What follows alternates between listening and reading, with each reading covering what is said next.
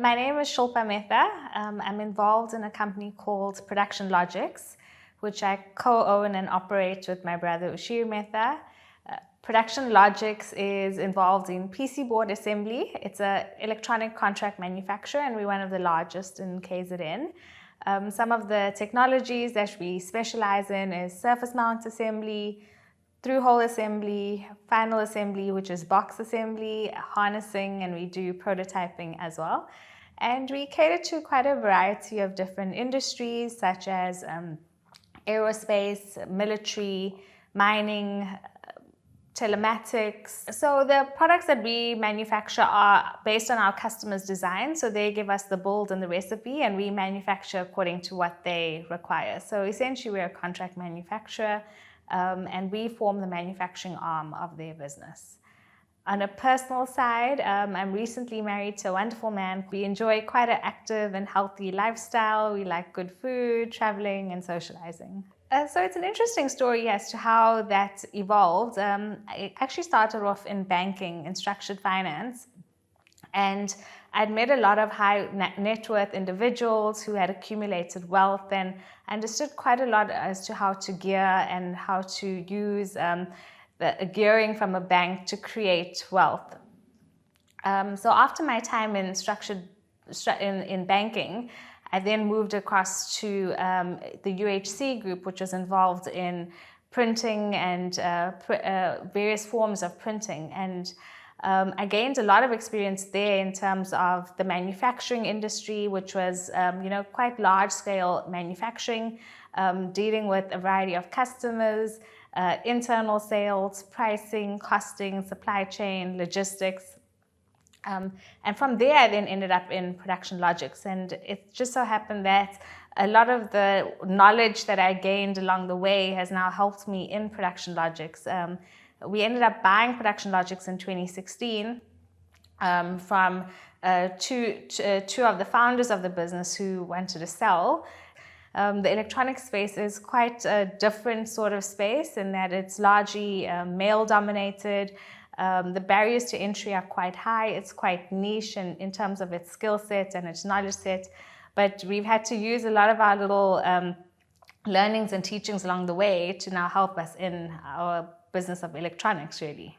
Some of the challenges that we face, I think any business in South Africa has a new challenge every single day. I think one of the larger challenges that we face, and was something that we didn't see coming, was post-COVID, we were hit with quite a large supply chain crisis. In electronics, no components are actually manufactured in South Africa. None of the chips are manufactured here. All of the chips are imported. They're manufactured overseas in very specialized facilities and factories.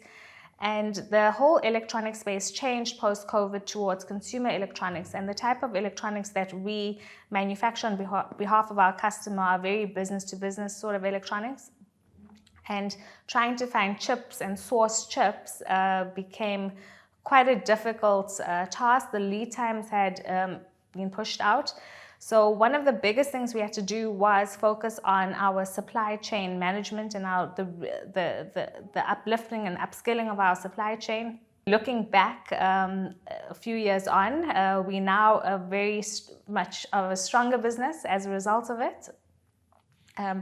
And even with that, our planning has improved, our productivity has improved, our efficiency has improved.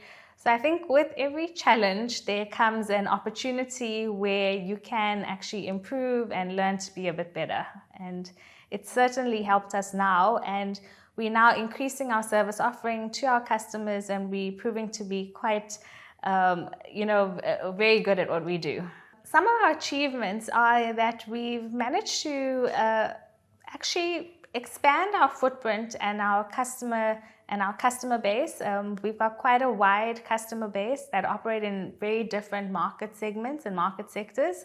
The one that I'm particularly proud of is that we have managed to expand our footprint into the aerospace, military and defense sector within South Africa.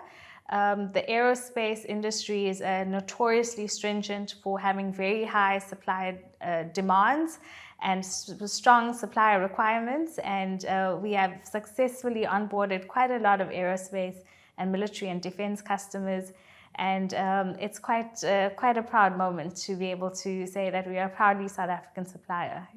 Manufacturing in South Africa is always one that requires an area of continuous improvement, and we continuously have to focus on our business and continuously tweak and improve. And I'm quite proud to say that we operate at a very high standard, but we really want to continue to be focused on world-class manufacturing and be a world-class manufacturing facility, but still stay a local and proudly owned South African business.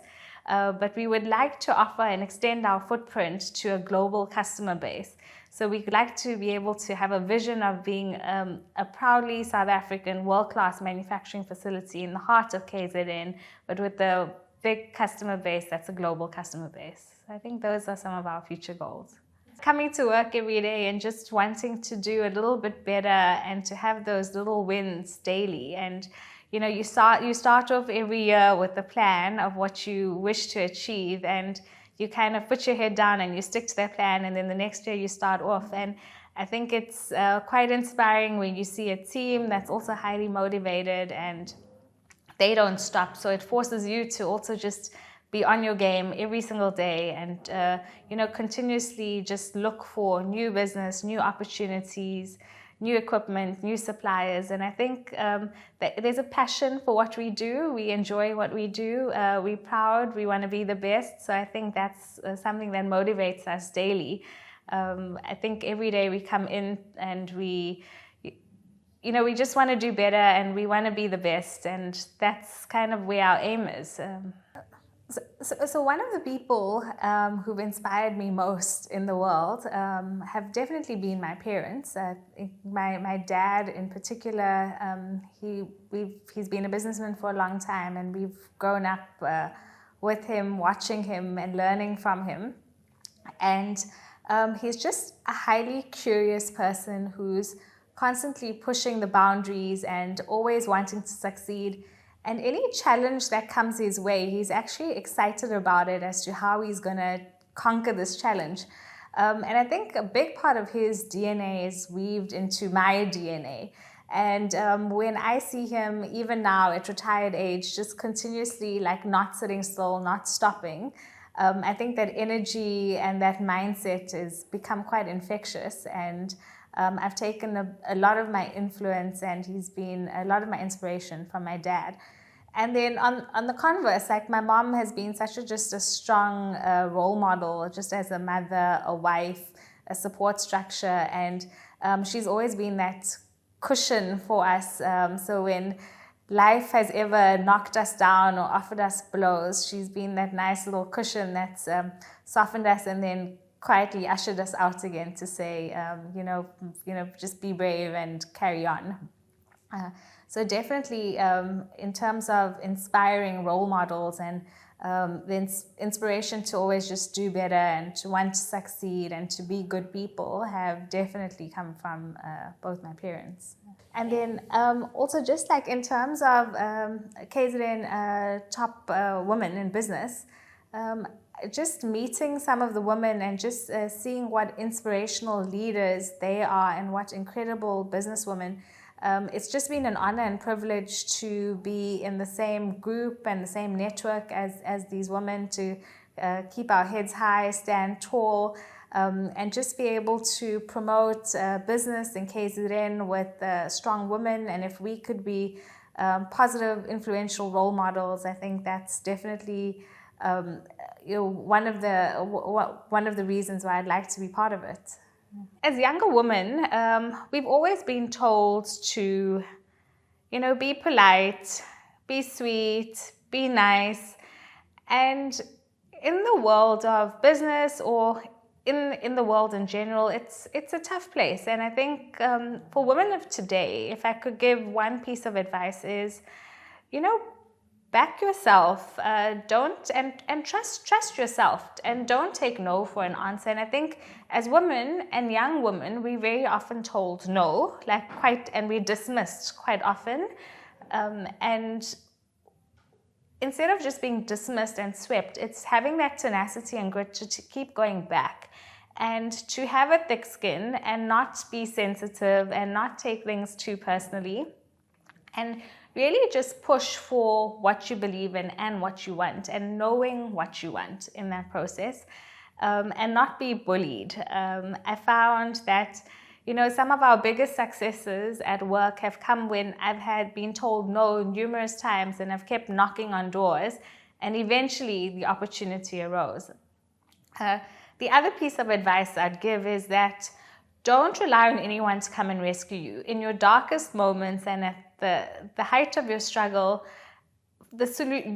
you will have the solution, and you will need to find the solution, because relying on a white and shining armor or someone to come and rescue you is probably not going to happen. When you learn to rescue yourself, you start becoming much more confident, and then with that confidence comes the self-belief, and you make yourself unstoppable. One of the things that I've been proud of that I've achieved is, some of the other things that I've done is, I joined the Entrepreneurs Organization, and then I served on the board on a marketing and communications role, and thereafter on a membership role. And then in 2020, I was asked to be the Durban president, and I was the first chapter president, a female president, for Durban. And during that time, we managed to grow our chapter from a small to medium organization to a medium to large organization. And I think why I'm particularly proud of it is, entrepreneurs play such a vital role in the economy as a great. We provide employment, there's a lot of mentorship that's involved, and private business is going to be largely the ones who are going to actually influence our country in the right direction, and even young individuals as well. So I think being part of such an organization and contributed to its growth has been quite a proud achievement in my life. I've always shied away from having too much of marketing or publicity. And I thought now it was a season to be able to be, just tell a story, inspire other women, to show them that there is a different path to be followed. And I think that's probably one of that. And it was more to enlighten and highlight to younger women that, it is possible to be a woman in business. It's not always easy. It's not always it is the road less traveled. But there's a lot of reward that comes with it. There's a lot of independence, and there's a lot of good you can do from it. I love my friends. I love having a good girls' night over a nice meal and chatting and catching up.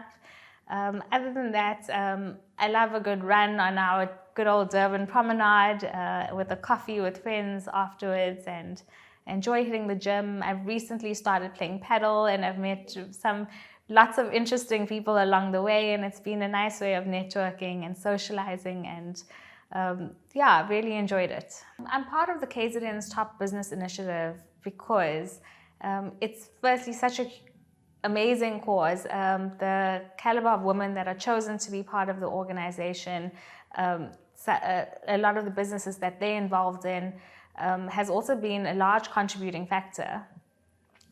In addition to that, to being a role model to other women in business, as well as younger women, and the greater business climate as well, has just it was definitely something that piqued my interest.